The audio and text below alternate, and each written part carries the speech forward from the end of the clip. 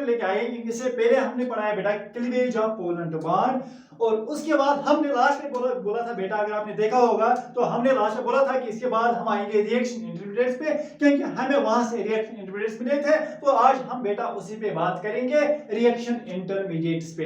तो चलो बेटा शुरू करते हैं रिएक्शन इंटरमीडिएट्स।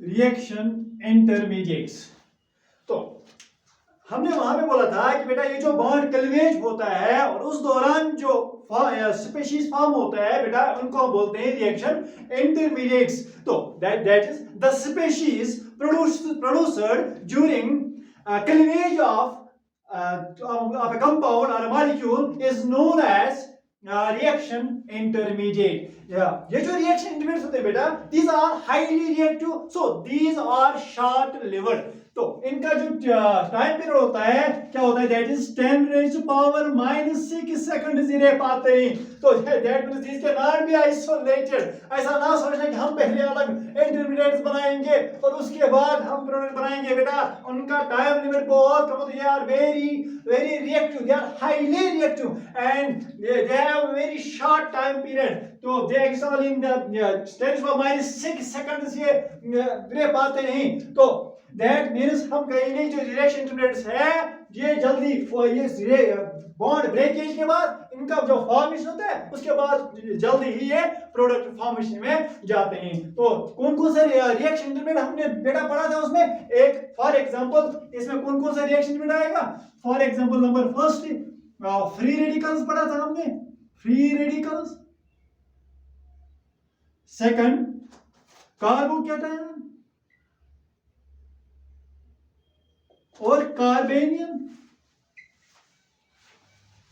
और भी है जैसे कार्बीन, नाइट्रीन, बेंजाइन, और भी इंटरमीडिएट्स और रिएक्शन इंटरमीडिएट्स होते हैं बेटा। इन पे हम आज बात करेंगे। पहले हम आएंगे फ्री रेडिकल पे। तो पहले हम आएंगे बेटा फ्री रेडिकल पे। हाँ, तो बेटा ये फ्री रेडिकल हमने देखा है वहां पे, ये जो फ्री रेडिकल्स है these are formed, in last lecture में हमने देखा है कि these are formed during homolytic cleavage. तो these are formed during homolytic cleavage. जब कौन सा ब्रेकेज होता है, होमोलाइटिक, वहां से क्या होते हैं फॉर्म, फ्री रेडिकल्स। तो free radicals are formed during homolytic cleavage. Number first. Number second बेटा, ये फ्री रेडिकल्स होते क्या है, these are atoms or group of atoms containing an odd or unpaired electron। तो हम लिखेंगे इसमें atoms or group of atoms, atom or group of atoms containing an odd or single electron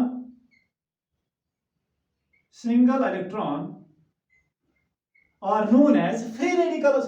इनकी atom हो सकता है या ग्रुप एटम्स जिन पे क्या होगा बेटा, एक सिंगल इलेक्ट्रॉन होगा, तो उनको हम बोलेंगे बेटा उन atoms containing single electron, odd electron are known as free radicals. जैसे फॉर एग्जांपल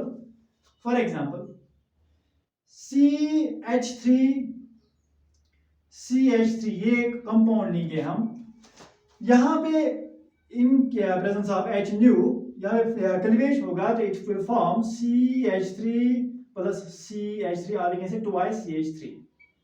तो ये जो यहाँ से बने हैं दैट इज फ्री रेडिकल्स। तो दिस इज अल्काइल, क्योंकि अल्काइल ग्रुप है तो इसलिए हम बोलेंगे it is alkyl free radical. It is methyl radical, अब हम लिखेंगे alkyl free radical, free radical.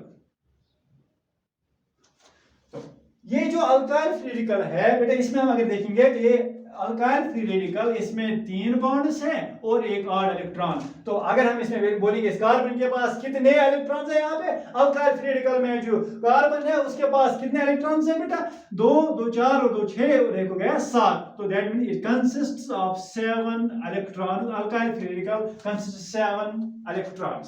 तो बेटा यहाँ पे अगर हम देखेंगे इसके पास 7 इलेक्ट्रॉन है तो होने चाहिए 8, क्योंकि अगर ये स्टेबल होगा तो फिर 8 होने चाहिए। तो बट ये स्टेबल नहीं है, इसीलिए ये हाईली रिएक्टिव है बेटा। इसके पास 7 ही इलेक्ट्रॉन है, तो एक इलेक्ट्रॉन को सर्च करने के लिए, ढूंढने के लिए ये बेताब है, इसीलिए हम कहेंगे बेटा it is highly reactive. For the search of one electron, for the search of pairing of one electron, it is highly reactive। यानी कि free radicals are highly reactive. क्या होते हैं बेटा, they are highly, free radicals are, they are highly reactive, highly reactive. क्यों, क्योंकि because of in search of one electron to pair up, for pairing up they need one electron, इसलिए बेटा वो ज्यादा फ्री रेडिकल ज्यादा reactive है। तो number next point बेटा कि फ्री रेडिकल जो है बेटा, यहाँ पे देखो इस पे कोई चार्ज, यहाँ पे चार्जेस डेवलप नहीं हुए, यहाँ पे इलेक्ट्रॉन्स आए हैं अलग अलग फ्रेगमेंट्स पे, अलग अलग स्पीशीज पे एक एक इलेक्ट्रॉन है बट चार्ज डेवलप नहीं हुए, इसलिए हम कहेंगे बेटा free radicals are electrically neutral. Free radicals are electrically neutral.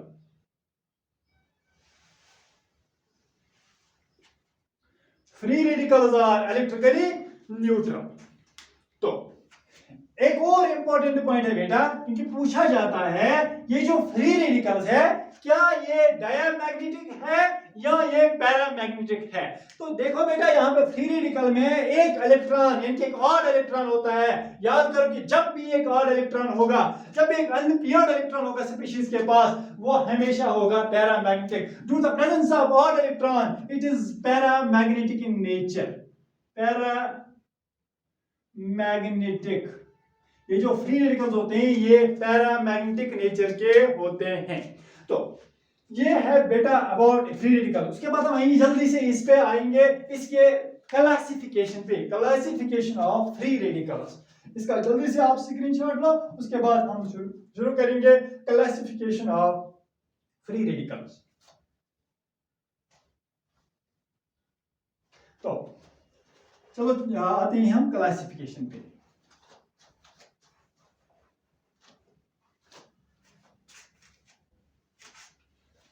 Classification of free radicals. Radicals classification of free radicals. तो इनको हम किस बेस पे क्लासिफाई करते हैं? On the basis of number of carbons attached to the carbon carrying odd electron, free radicals are classified as primary, secondary and tertiary free radicals. तो मैंने क्या बोला, on the basis of या depending upon the number of carbon atoms, depending upon the number of carbons attached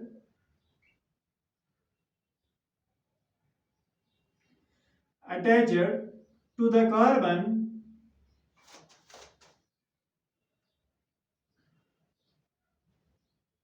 carrying odd electron, they are, I mean free radicals, they are classified as, they may be, so they are classified as primary,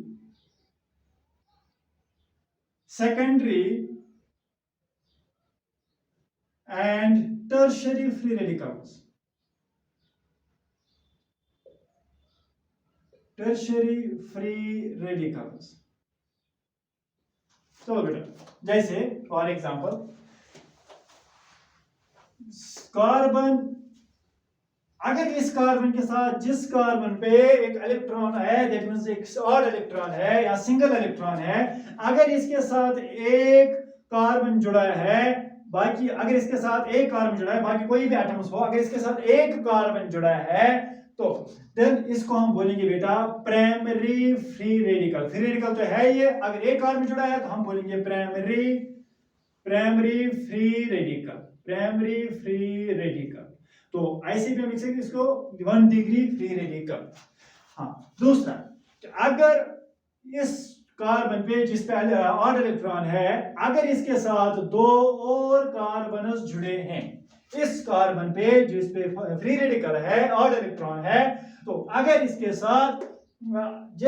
साथ दो और carbon जुड़े हैं तो फिर हम इसको बोलेंगे secondary free radical, secondary free radical, और इसको बोलते हैं 2 degree free radical. It is 1 degree, it is 2 degree free radical. तो ऐसे थर्ड, अगर इसके साथ जिस कार्बन पे फ्री रेडिकल है, जिस कार्बन पे ऑड इलेक्ट्रॉन है, अगर उसके साथ तीनों जो बॉन्ड्स है अगर उसके थ्रू कार्बन्स लगे हैं तो फिर हम इसको बोलेंगे टर्शियरी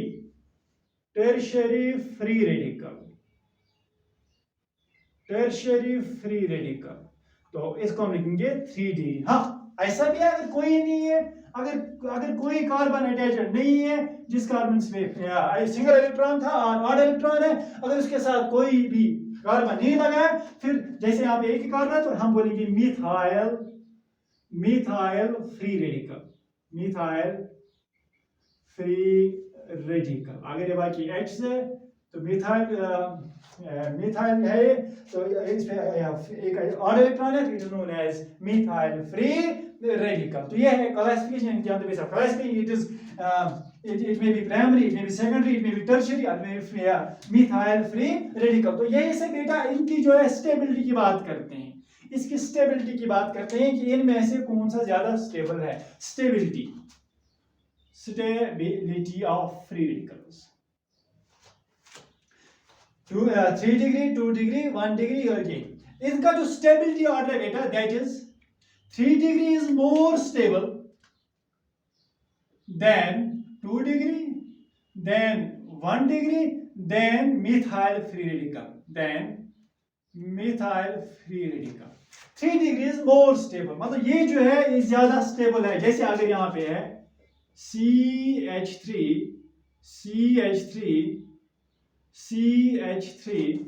और ये 2 डिग्री जो है दैट इज CH3 और यहाँ पे 2 ही है। अगर ये प्राइमरी है तो फिर CH3H और फ्री रेडिकल, और इसमें कोई भी अल्काइल ग्रुप नहीं है, इसमें तीनों के तीनों हाइड्रोजनस है। तो देखो बेटा ये जो हमने बोला है, it is more stable, this tertiary free radical which is 3 degree is more stable than 2 degree than 1 degree और देन दिस मिथाइल। तो ऐसा क्यों? ये जो इनकी स्टेबिलिटी है वो हम एक्सप्लेन करते हैं on the basis of, it is on the basis of hyperconjugation, on the basis of hyperconjugation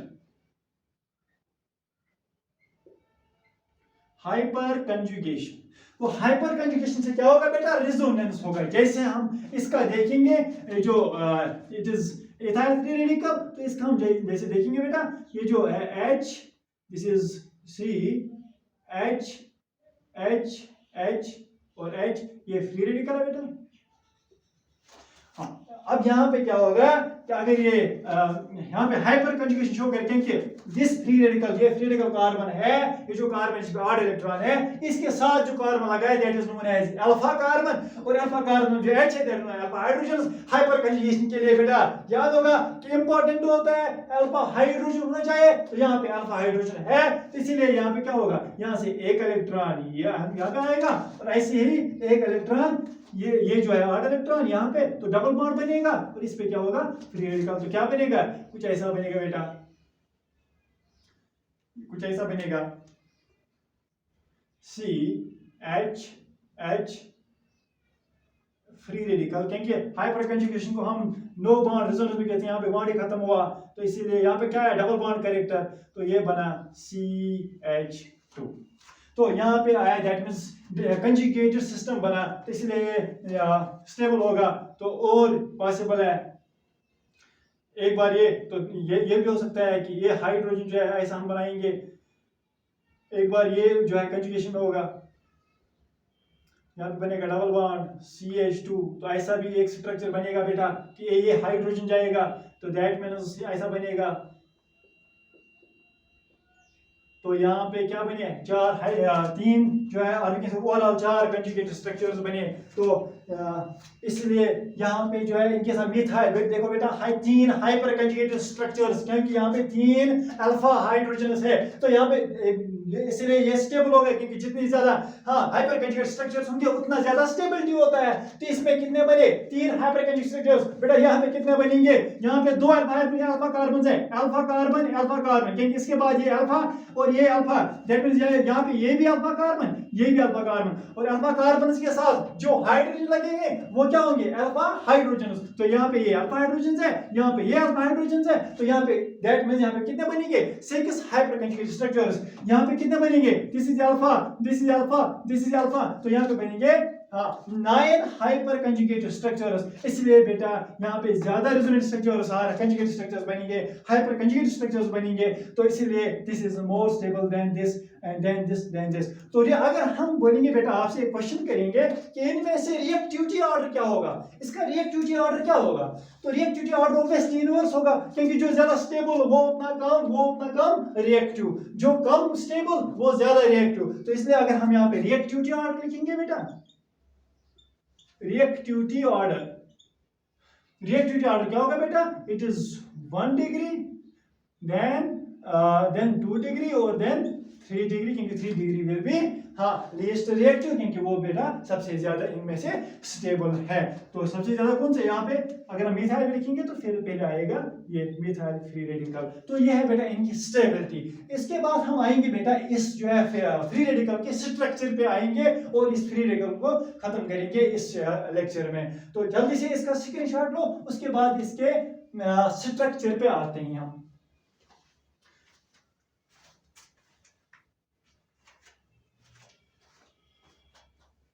तो आएंगे हम बेटा इसके स्ट्रक्चर पे, फ्री रेडिकल के स्ट्रक्चर पे आते हैं हम।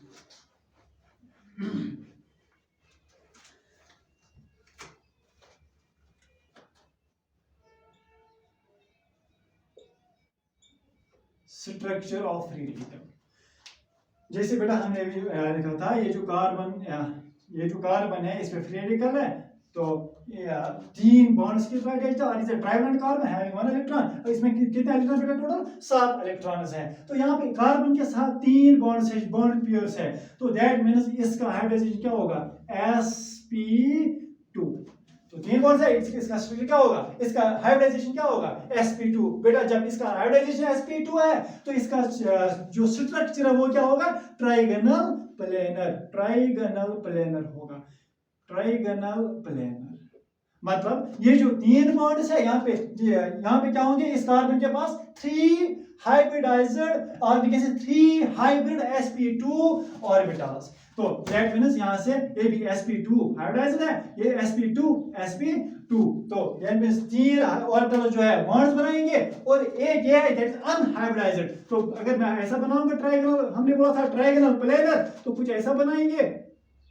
तो ये जो एक ऑर्बिटल है जिसमें सिंगल इलेक्ट्रॉन है, दैट इज ये जो एक ऑर्बिटल है जिसमें सिंगल इलेक्ट्रॉन है, ये जो 3 बॉन्ड्स है these are 3 hybrid sp2 orbitals, और ये जो है एक p ऑर्बिटल ऐसा होगा जिसमें क्या होगा, एक ऑड इलेक्ट्रॉन जिसको हम बोलेंगे अनहाइब्रिडाइज्ड p ऑर्बिटल, जो कि हाइब्रिडाइज्ड में नहीं है, hybridised p orbital, unhybridized p orbital containing an odd electron। तो देखो बेटा यही है इसका स्ट्रक्चर। तो हाँ, तो यहां से कंप्लीट हुआ बेटा हमारा फ्री रेडिकल, और इसके बाद हम आएंगे नेक्स्ट लेक्चर में बेटा, हम आएंगे इसके बाद हम आएंगे कार्बोकैटायन पे। नेक्स्ट लेक्चर में उसको हम कंप्लीट करेंगे। उसके बाद रहा कार्बेनियन, तो वो हम नेक्स्ट वाले लेक्चर में